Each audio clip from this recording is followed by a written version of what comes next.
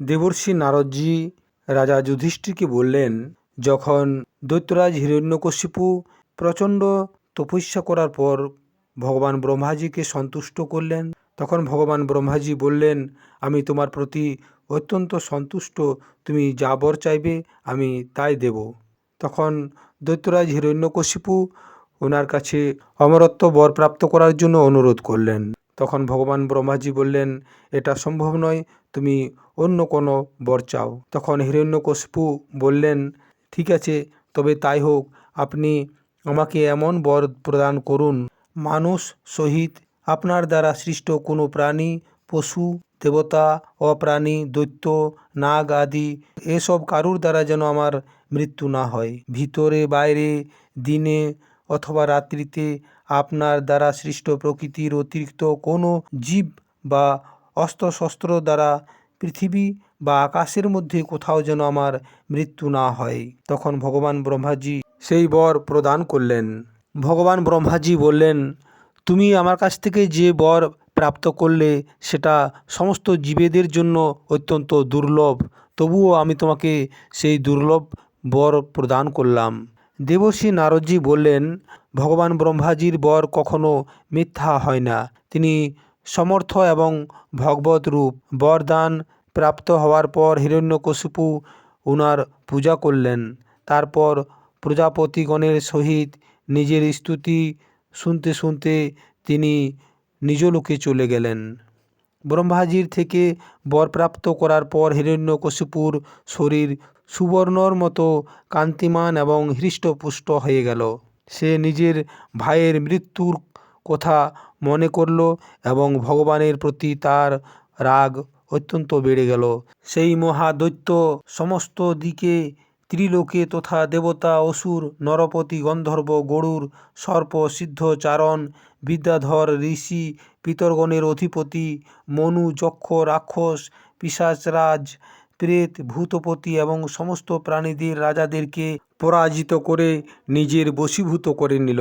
এমনকি সে সেই বিশ্ববিজয়ী দৈত্য লোকপালগণের শক্তি এবং স্থানগুলিও দখল করে নিল। এখন সে নন্দনবন আদি দিব্য উদ্যানগুলির সৌন্দর্য দ্বারা যুক্ত স্বর্গের মধ্যে থাকতে লাগল। স্বয়ং বিশ্বকর্মার দ্বারা উৎপন্ন এই ইন্দ্রভবনও তাহার নিবাস স্থান হয়ে গেল। স্বর্গের সেই সর্বাঙ্গ সুন্দরী অপ্সরাগণ সহিত সব কিছুই তাহার অধীনে হয়ে গেল। সেই মহেন্দ্রর মহলে মহাবলী এবং মহামনস্বী হিরণ্যকশিপু সব লোকেদেরকে হারিয়ে একমাত্র একছত্র সম্রাট হয়ে বড় স্বতন্ত্রতাভাবে বিহার করতে লাগল। তাহার শাসন এত কঠোর ছিল যে তার ভয়ে দেব দানব তাহার চরণে বন্দনা করছিল। দেবর্ষি নারদজি রাজা যুধিষ্ঠিরকে বললেন, সেই উৎকণ্ঠ গন্ধবালী মদিরা পান করে মাতাল হয়ে থাকছিল। তার চোখ লাল লাল এবং বড় চওড়া হয়ে গিয়েছিল। সেই সময় তার তপস্যা, যোগ, শারীরিক এবং মানসিক বলের ভাণ্ডার ছিল। ব্রহ্মা, বিষ্ণু, মহাদেবের ছাড়া সমস্ত দেবতারা নিজের হাতের মধ্যে উপহার নিয়ে তার সেবা করছিল। যখন সে নিজের পুরুষার্থের দ্বারা ইন্দ্রাসনের উপরে বসে গেল, তখন বিশ্বাবসু, তুম্বুরু তথা আমরা সকলেই তাহার সামনে গান করছিলাম। গন্ধর্ব, সিদ্ধ, ঋষিগণ, বিদ্যাধর এবং অপ্সরাগণ বারবার তার স্তুতি করছিল। সে এতই তেজস্বী ছিল যে বর্ণাশ্রম ধর্মের পালনকারী পুরুষ যাহারা বড় বড় দক্ষিণা যুক্ত যজ্ঞ করে, তাদের যজ্ঞের আহুতি সে নিজেই হরণ করে নিত। পৃথিবীর সপ্ত দ্বীপের মধ্যে তাহার অখণ্ড রাজ্য ছিল। সমস্ত জায়গায় বিনা চাষাবাদ করেই পৃথিবীতে ফসল উৎপন্ন হচ্ছিল। সে যা কিছু চাইত অন্তরিক্ষ থেকে তাই পেয়ে যেত, তথা আকাশ তাকে বিভিন্ন ধরনের আশ্চর্যজনক বস্তুগুলি দেখিয়ে দেখিয়ে তার মনোরঞ্জন করছিল। এইভাবে শুদ্ধ জল, মদ, ঘৃত, ইক্ষুরস, দধি, দুগ্ধ এবং মিঠা পানির সমুদ্র নিজের পত্নী নদীগুলির সাথে তরঙ্গের দ্বারা তাহার কাছে রত্নরাশি পৌঁছিয়ে দিত।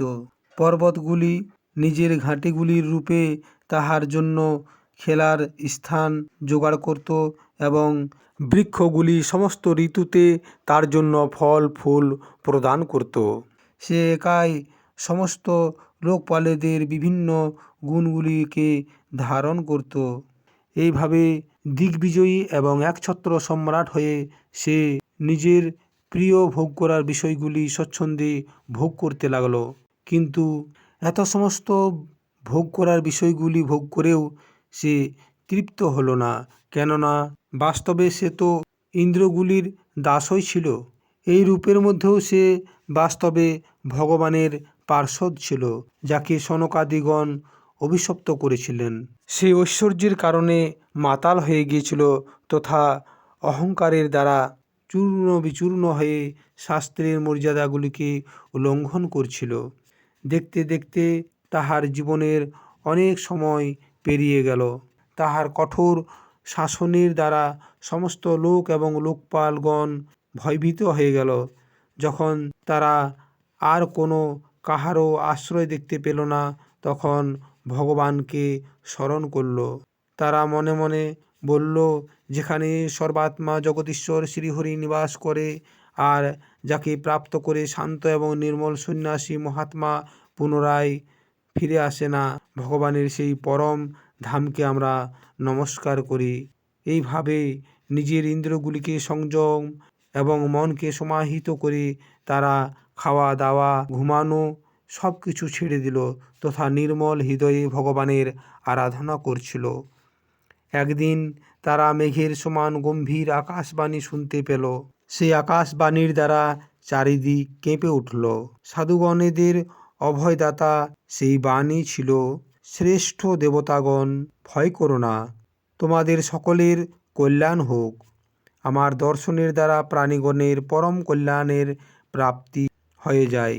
এই নীচ দৈত্যের দুষ্টতা আমি আগে থেকে জানি, আমি তাকে শেষ করে দেব।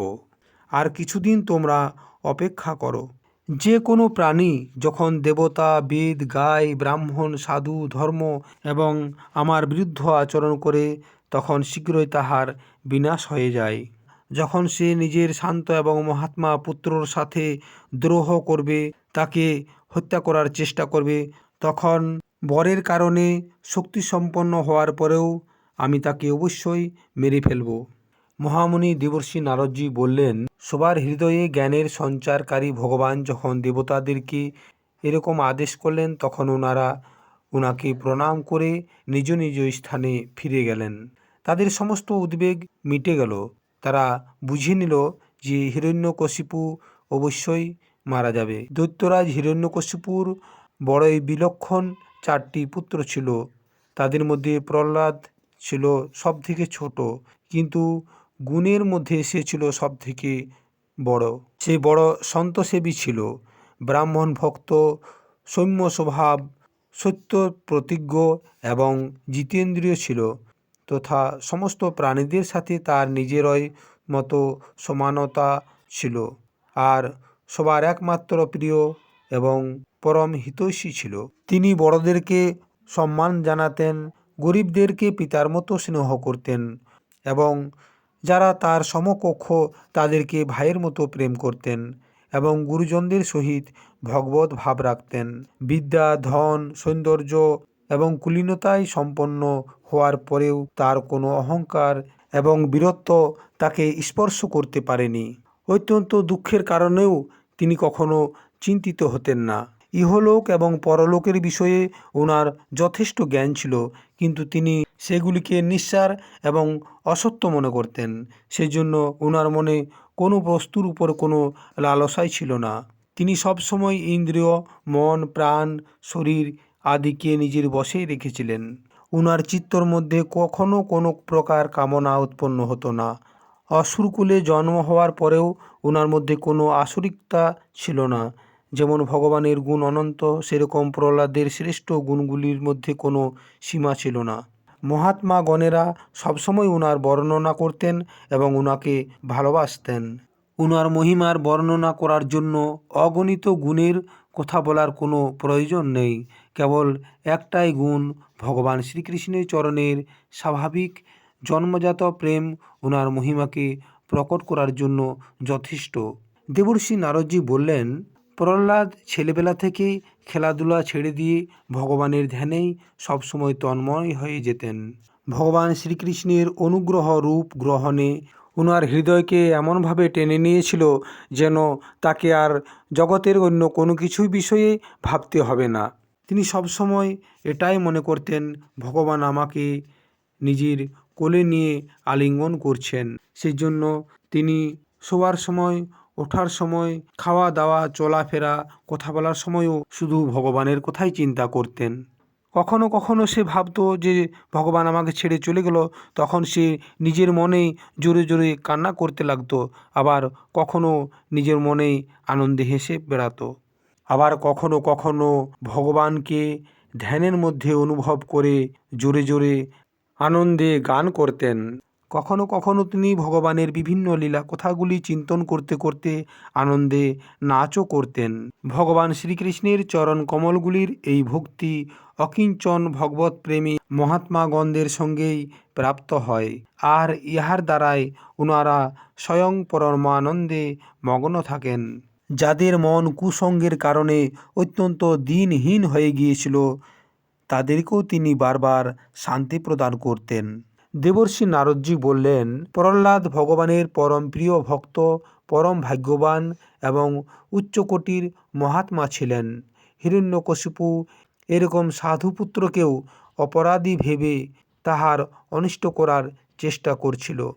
এই সমস্ত কথাগুলি শোনার পর মহারাজা যুধিষ্ঠির দেবর্ষি নারদকে জিজ্ঞাসা করলেন, আপনার ব্রত অখণ্ড, এখন আপনি আমাকে এটা বলুন যে হিরণ্যকশিপু পিতা হয়েও এরকম শুদ্ধ হৃদয় মহাত্মা পুত্রের প্রতি কেন দ্রোহ করেছিলেন? পিতা তো স্বভাবেই নিজের পুত্রের প্রতি প্রেম করে।